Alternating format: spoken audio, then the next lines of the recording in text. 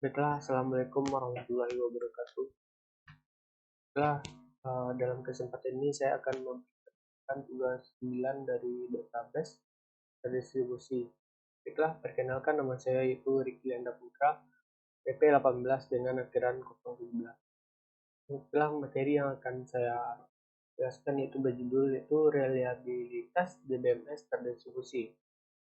Langsung saja masuk dalam materi yang pertama. Pertama itu ada sistem terdistribusi, yang mana dia terbagi dua, yaitu ada yang database terpusat dan database desentralisasi.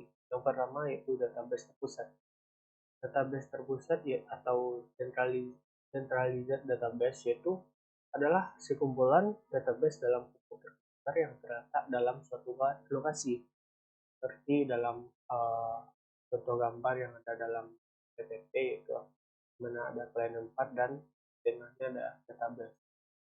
Selanjutnya itu yang kedua, ada decentralized database, atau itu sekumpulan database dalam komputer yang tidak terhubung. Contoh, ada di dalam gambar itu ada 4 komputer yang saling tidak terhubung dan mempunyai database masing-masing. Selanjutnya itu definisi, itu pertama itu definisi database terdistribusi. Itu adalah kumpulan data yang digunakan dalam bersama-sama yang saling terhubung secara logik, tetapi tersebar secara fisik pada suatu jaringan komputer. Database terdistribusi mempunyai karakteristik. Yang pertama yaitu kumpulan data yang digunakan bersama secara logik dan tersebar pada jumlah komputer yang berbeda. Dan yang kedua karakteristiknya itu adalah data pada masing situs di bawah kendali DBMS. Dan yang terakhir yaitu ada komputer yang dihubungkan menggunakan jaringan komunikasi.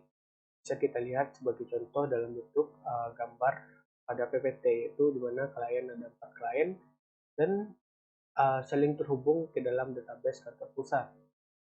Selanjutnya itu ada alasan database terdistribusi. Yang pertama itu ada otonomi dari unit bisnis yang datanya berjauhan. Misalnya kayak contoh gambar definisi database terdistribusi yang tadi. Yang kedua itu ada pertukaran data.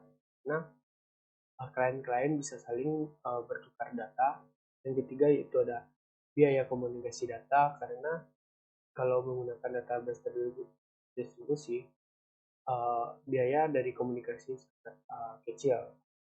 Dan yang keempat adalah kehandalan komunikasi dan data dan biaya. Itu manfaat dari database distribusi yaitu dapat mengandalkan komunikasi dan menekan biaya seminim mungkin. Dan yang kelima itu ada keragaman sistem aplikasi, karena database terdistribusi mempunyai banyak SQL yang berbeda-beda. Yang terakhir itu ada 6, itu pemutakhiran database. Selanjutnya itu tujuan database terdistribusi. Yang pertama itu ada transparansi lokasi. Yang pertama itu user tidak mengetahui lokasi data. Contohnya yaitu ada cabang yang ada di Pariaman dan ada cabang yang ada di Padang, dan dimana user yang di Pariaman tidak mengetahui siapa yang menginput data yang dia buka. Contohnya orang Padang yang menginput data tidak diketahui lokasinya oleh user yang ada di Pariaman. Yang kedua yaitu ada data yang dibutuhkan otomatis diteruskan ke tempat yang tepat. Misalnya contoh lokasinya itu berada di Pariaman dan orang menginputnya dari Padang, maka dia termasuk ke golongan database masuk ke golongan data Pariaman.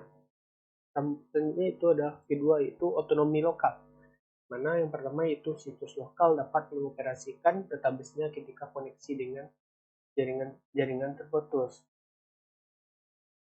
Contoh itu orang Padang bisa membuka database-nya walaupun terputus dengan database pusat, karena dia hanya bisa kalau jaringan terputus, maka hanya orang Padang saja yang dapat melihat database yang ada di Padang dan tidak dapat melihat database yang berada di pusat atau di kota lain. Yang kedua itu setiap situs dapat mengendalikan data, keamanan, dan login dan pemutakhirannya. Selanjutnya itu ada cara mendistribusikan data. Yang pertama itu ada replikasi data, yaitu hasil copy data didistribusikan ke situs yang berbeda. Yang kedua itu ada fragmentasi vertikal, yaitu kolom lain dalam sebuah tabel didistribusikan ke set berbeda. Dan yang ketiga yaitu ada fragmentasi horizontal, di mana baris lain dalam sebuah tabel didistribusikan situs yang berbeda. Dan yang keempat ada kombinasi ketiganya. Selanjutnya itu kita menjelaskan tentang replikasi data. Replikasi adalah suatu teknik untuk melakukan copy dan pendistribusian data dan objek database dari suatu database ke database lain yang lokasinya terpisah secara fisik. Itu model replikasinya pada replikasi data adalah yang pertama itu ada one master one slave, yang kedua itu ada one master many slave, yang ketiga yaitu ada master slave, uh, master slave yaitu circular relationship, dan yang keempat adalah itu master slave daisy chain. Dan selanjutnya ada keuntungan dari replikasi database. Yang pertama yaitu dapat dipercaya atau data sama persis, dan yang kedua yaitu ada respon cepat, dan yang ketiga yaitu dapat menghindari dampak integrasi transaksi terdistribusi. Selanjutnya yaitu ada fragmentasi database. Yang pertama itu fragmentasi horizontal. Itu apa ya keuntungan dari fragmentasi horizontal?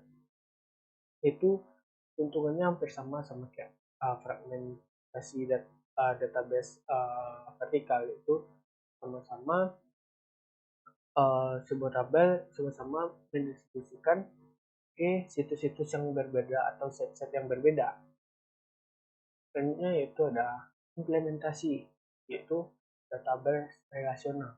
Apa sih database relasional? Itu koneksi data terstruktur yang disajikan lewat tabel-tabel yang saling berhubungan, atau tipe ini adalah bentuk basis data yang konvensional. Contoh yaitu MySQL, SQLite, Microsoft SQL Server, dan lainnya. Yang itu yang mana menggunakan konsep ACID, yaitu ACID adalah pertama itu atomicity, yang kedua itu konsistensi, yang ketiga yaitu ada isolation, dan yang ketiga itu ada D atau durability. Sekian yang dapat saya sampaikan dari tugas 9, yaitu presentasi tugas relasi data DBMS. Sekian yang dapat saya sampaikan, kalau ada salah mohon maafkan. Wabillahi taufiq wal hidayah. Wassalamualaikum warahmatullahi wabarakatuh.